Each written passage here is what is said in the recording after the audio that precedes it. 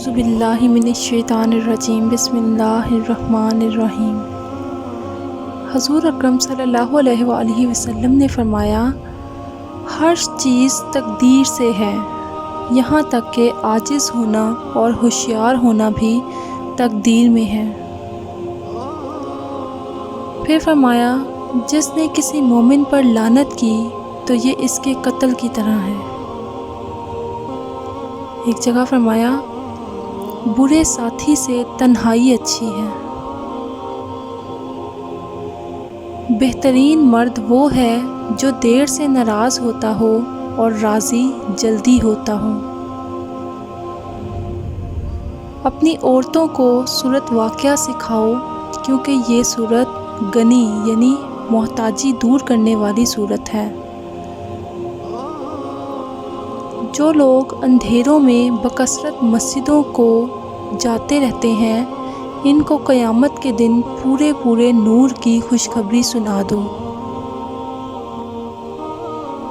مسلمانوں کو جو بھی تھکاوٹ، بیماری، غم، رنج، دکھ اور تکلیف پہنچتی ہے، حتیٰ کہ اسے کانٹا بھی چبھتا ہے، تو اللہ تعالیٰ اس کی وجہ سے اس کی خطائیں معاف فرما دیتا ہے۔ خوشحالی اور کشادگی کا انتظار بھی افضل ترین عبادت ہے۔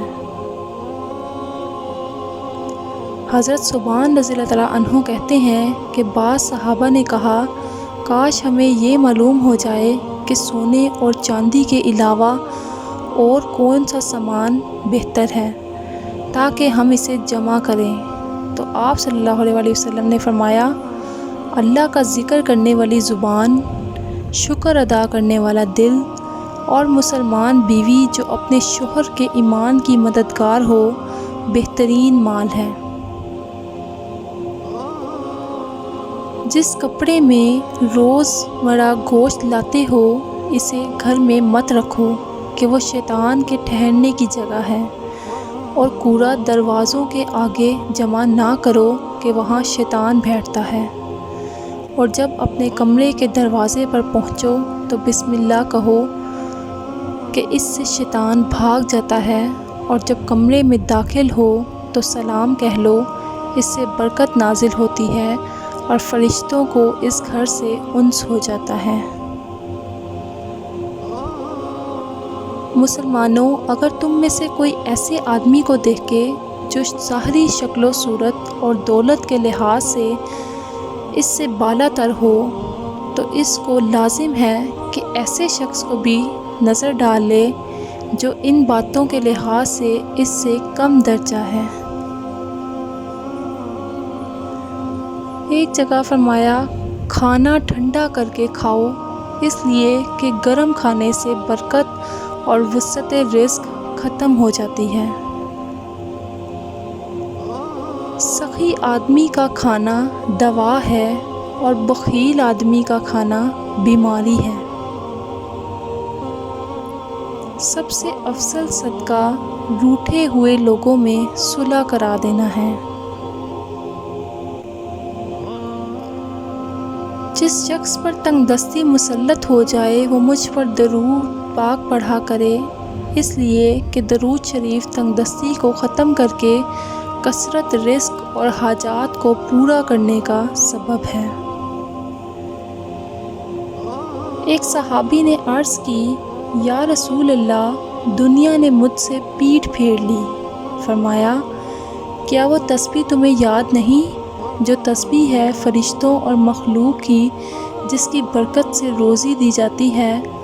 جب صبح صادق طلوع ہو تو یہ تسبیح 10 بار پڑھ لیا کرو، سبحان اللہ و بحمدہ، سبحان اللہ العظیم، استغفر اللہ۔ دنیا تیرے پاس ذلیل ہو کر آئے گی۔ وہ شخص چلا گیا، کچھ مدت کے بعد دوبارہ حاضر ہوا، عرض کی، یا رسول اللہ، دنیا میرے پاس اس کثرت سے آئی ہے، میں حیران ہوں، کہاں اٹھاؤں، کہاں رکھوں؟ پھر فرمایا، میری امت کے لوگ جنت میں نماز روزوں کی کثرت سے نہیں، بلکہ دلوں کی سلامتی، سخاوت اور مسلمانوں پر رحم کرنے کی بدولت داخل ہوں گے۔ ایک جگہ فرمایا، نیک اور بلند مرتبہ لوگ اپنی بیویوں کی عزت کرتے ہیں اور پست ذہنیت اور نیچ لوگ ان کی توہین کرتے ہیں۔ پھر فرمایا، جس کو یہ 3 چیزیں مل جائیں خدا اسے اپنی حفاظت میں لے لیتا ہے اور اسے جنت میں داخل فرمائے گا۔ کمزور پر نرمی، والدین پر شفقت، خادموں کے ساتھ بہترین سلوک۔ ایک جگہ فرمایا، دوزخ کی بدترین جگہ پر وہ عورتیں ہوں گی جو بے پردہ ہو کر گھومتی ہیں۔ دوسروں کے بارے میں اچھا گمان رکھنا بہترین عبادت ہے۔ عاجزی کی ایک علامت یہ بھی ہے کہ آدمی اپنے مسلمان بھائی کا جھوٹا یعنی بچا ہوا پانی پی لے، اور جو اپنے بھائی کا جھوٹا پیتا ہے اس کے 70 درجات بلند کر دیے جاتے ہیں، 70 گناہ مٹا دیے جاتے ہیں اور اس کے لیے 70 نیکیاں لکھ دی جاتی ہیں۔ حضور اکرم صلی اللہ علیہ وآلہ وسلم نے ایک جگہ فرمایا، غیبت کا کفارہ یہ ہے کہ جس کی تم نے غیبت کی ہے اس کے لیے تم مغفرت طلب کرو۔ ایک جگہ فرمایا، زمین پر کوئی ایسا انسان نہیں جو لا الہ الا اللہ واللہ اکبر ولا حول ولا قوۃ الا باللہ العلی العظیم پڑھے اور پھر اللہ تعالیٰ اس کے گناہوں کا اس کلمے کو کفارہ نہ بنائے، اگرچہ اس کے گناہ سمندر کی جھاگ کی مانند ہی کیوں نہ ہوں۔ پھر فرمایا، دوسروں کی عورتوں سے دور رہو، تمہاری عورتیں بھی پاک دامن رہیں گی، اور اپنے والدین کے ساتھ حسن سلوک کرو، تمہاری اولاد بھی تم سے حسن سلوک کرے گی۔ ایک جگہ ارشاد فرمایا، 4 گناہ ایسے ہیں جن کے کرتے وقت آدمی کا ایمان نکل جاتا ہے: زانی کا زنا کرتے وقت، شرابی کا شراب پیتے وقت، چور کا چوری کرتے وقت اور قاتل کا ناحق قتل کرتے وقت۔ سیدہ عائشہ رضی اللہ تعالیٰ عنہ سے روایت ہے کہ حضور اکرم صلی اللہ علیہ وآلہ وسلم نے فرمایا، اور جو شخص قرآن کو اٹک اٹک کر پڑھ پاتا ہے اور اس کو پڑھنے میں اس کو مشقت ہوتی ہے تو اس کے لیے دگنا ثواب ہے۔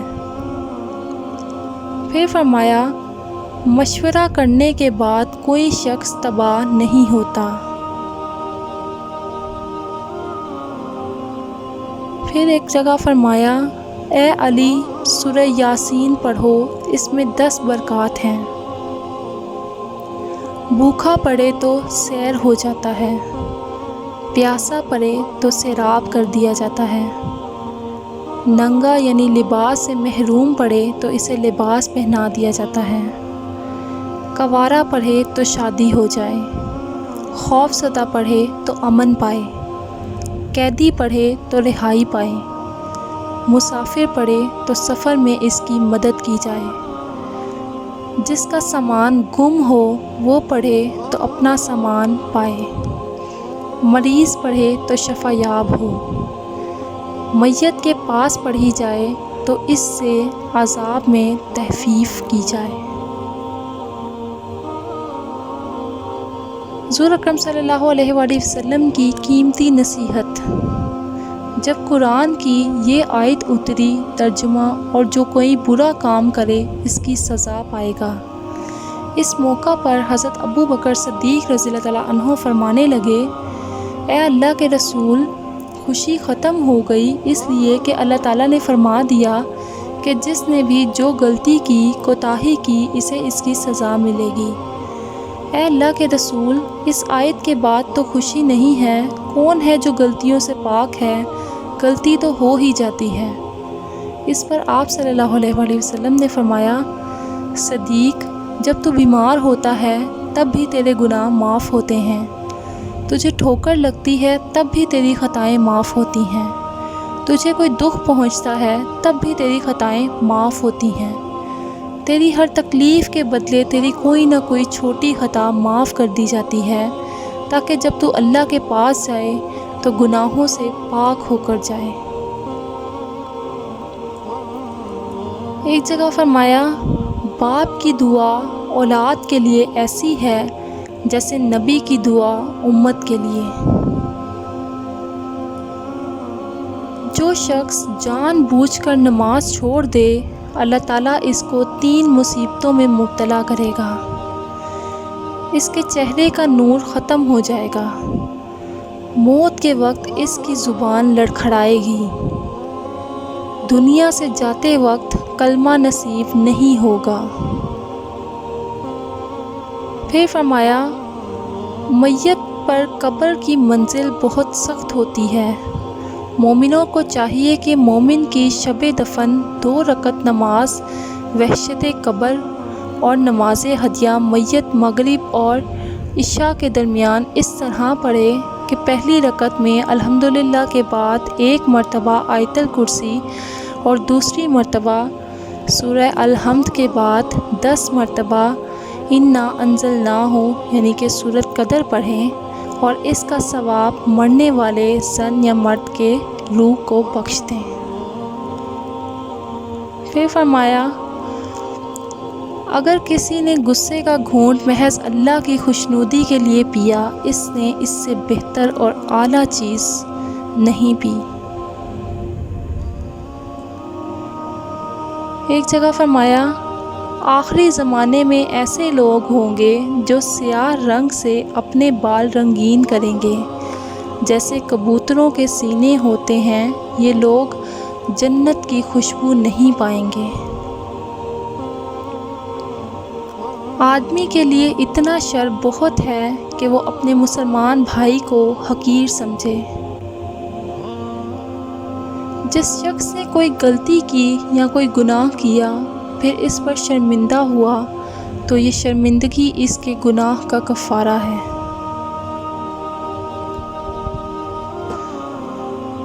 جنت کی 120 صفیں ہوں گی، ان میں سے 80 میری امت کی ہوں گی۔ بے شک تمہارا رب شرم و حیا کرنے والا بڑا سخی ہے، وہ اپنے بندوں سے اس بات پر شرماتا ہے کہ بندہ اس کی طرف ہاتھ اٹھائے اور وہ اس کو خالی لوٹا دے۔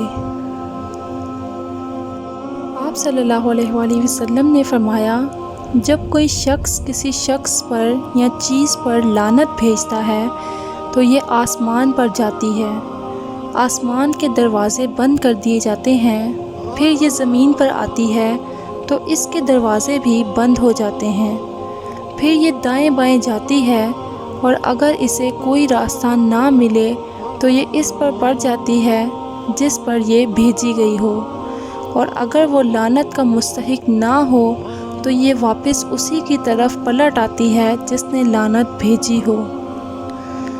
مسلمان نہ لعن طعن کرتا ہے، نہ نازیبا بولتا ہے، نہ ہی گالی دیتا ہے۔ ہم دن میں کتنی مرتبہ لعنت بھیجتے ہیں، کتنی گالی دیتے ہیں، ہم کیسے مسلمان ہیں؟ آئیں آج اللہ سے پکی توبہ کرتے ہیں کہ آئندہ ہم ان الفاظ کو قطعاً زبان پر نہیں لائیں گے۔ اللہ تعالی ہم سب کو معاف فرمائے، آمین۔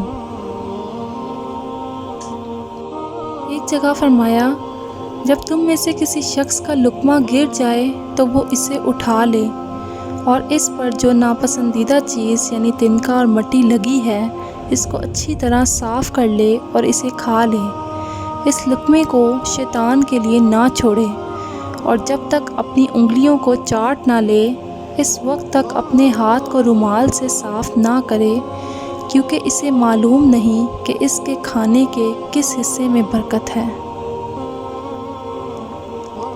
پھر فرمایا، جس شخص نے فرض نماز کے بعد 33 مرتبہ سبحان اللہ، 33 مرتبہ الحمدللہ اور 33 مرتبہ اللہ اکبر کہا تو یہ 99 کلمات ہوئے، اور 100 کا عدد پورا کرنے کے لیے لا الہ الا اللہ وحدہ لا شریک لہ لہ الملک و لہ الحمد وہو علی کل شیء قدیر کہا تو اس کے گناہ بخش دیے جاتے ہیں چاہے وہ سمندر کی جھاگ کے برابر ہی کیوں نہ ہو۔ ایک جگہ فرمایا 5 چیزیں کھانے سے حافظہ تیز ہوتا ہے: مٹھاس کھانے سے، جانور کی گردن کے قریب کا گوشت کھانے سے، مسور کی دال کھانے سے، ٹھنڈی روٹی کھانے سے، آیت الکرسی پڑھنے سے۔ حضرت عائشہ رضی اللہ تعالیٰ عنہ نے حضور اکرم صلی اللہ علیہ وآلہ وسلم سے پوچھا کہ عورت پر تمام لوگوں میں سے سب سے زیادہ حق کس کا ہے؟ تو آپ صلی اللہ علیہ وآلہ وسلم نے فرمایا، عورت پر سب سے زیادہ حق اس کے شوہر کا ہے۔ پھر حضرت عائشہ رضی اللہ تعالیٰ عنہ نے پوچھا، مرد پر سب سے زیادہ حق کس کا ہے؟ تو حضور اکرم صلی اللہ علیہ وآلہ وسلم نے فرمایا، مرد پر سب سے زیادہ حق اس کی ماں کا ہے۔ ایک جگہ فرمایا، بے شک سچائی میں اطمینان اور جھوٹ میں بے سکونی اور بے اطمینانی ہے۔ صدقہ سے اپنے مریضوں کا علاج کیا کرو، کیونکہ صدقہ بیماریوں اور پیش آنے والی مصیبتوں کو دور کرتا ہے۔ اگر جھک جانے سے تمہاری عزت گھٹ جائے تو قیامت کے دن مجھ سے لے لینا۔ حضور پاک صلی اللہ علیہ وآلہ وسلم سے پوچھا گیا کہ ہم پر عورتوں کے کیا حقوق ہیں؟ تو آپ صلی اللہ علیہ وآلہ وسلم نے فرمایا، جو تم خود کھاؤ وہی ان کو بھی کھلاؤ، اور جیسا تم پہنو ان کو بھی پہناؤ، اور ان کو مت مارو اور نہ ان کو برا بھلا کہو۔ حضرت انس رضی اللہ تعالیٰ عنہ فرماتے ہیں کہ حضور اکرم صلی اللہ علیہ وآلہ وسلم نے مجھے 5 باتوں کی وصیت کی۔ نمبر 1، اے انس، اچھی طرح وضو کیا کرو، اس سے تمہاری عمر میں اضافہ ہوگا۔ نمبر 2، میرا جو بھی امتی تم سے ملے اسے سلام کیا کرو، تمہاری نیکیاں بڑھیں گی۔ نمبر 3، گھر میں داخل ہوتے وقت سلام کیا کرو، تمہارے گھر کی خیریت بڑھے گی۔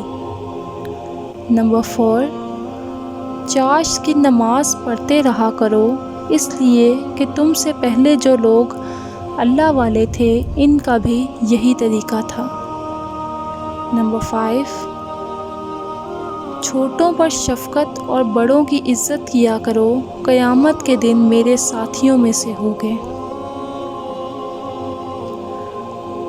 ایک جگہ فرمایا، اللہ کے نزدیک سب سے زیادہ قابل نفرت شخص وہ ہے جو سخت جھگڑالو ہے۔ پھر فرمایا، خرچ کی ابتدا ان لوگوں سے کرو جن کے اخراجات زندگی تمہارے ذمہ ہیں۔ ایک جگہ فرمایا، جس شخص کے دروازے رشتہ داروں کے لیے بند اور جس شخص میں رات دیر تک جاگنے اور صبح دیر سے اٹھنے کا رواج ہو جائے تو وہاں رزق کی تنگی اور بے برکتی کو کوئی نہیں روک سکتا۔ ایک جگہ فرمایا، اللہ تعالیٰ جس کی بھلائی چاہتا ہے اسے دین میں فہم و بصیرت عنایت فرما دیتا ہے۔